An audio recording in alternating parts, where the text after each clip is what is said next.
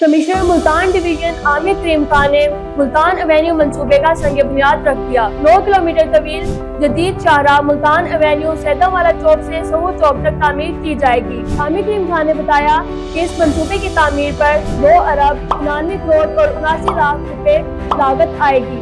یہ منصوبہ 30 جون 2026 تک مکمل کیا جائے گا۔ اس منصوبے پر بات کرتے ہوئے انہوں نے مزید بتایا کہ یہ منصوبہ جدید انفراسٹرکچر اور کاروباری سرگرمیوں کے فروغ کا سنگ میل ثابت ہوگا۔ کمشنر ملتان کا کہنا تھا کہ اس منصوبے میں سروس لین، پارکنگ، لینڈسکیپنگ اور جدید لائٹنگ سسٹم شامل ہے۔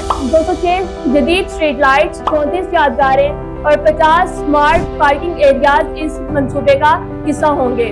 اس منصوبے میں 8.5 کلومیٹر سروس لین، 5 کلومیٹر پارکنگ ایریاز اور 9 کلومیٹر مرکزی شاہراہ تعمیر کی جائے گی۔ شہری سہولت کے لیے 14.5 فٹ چوڑا اربن گرین کوریڈور اور 16 فٹ چوڑی سروس لین تعمیر کی جائے گی۔ ملتان ایونیو شہر کی خوبصورتی اور ٹریفک کے نظام میں انقلابی بہتری لانے کے لیے مددگار ثابت ہوگا۔ کمشنر ملتان کا کہنا تھا کہ ملتان ایونیو پہلا جدید طرز تعمیر کا منصوبہ ہے جس سے ملتان بزنس ہب کے طور پر ابھرے گا۔ یہ منصوبہ local government and community development department کی زیر نگرانی اور CNW کی طرف سے مکمل کیا جائے گا۔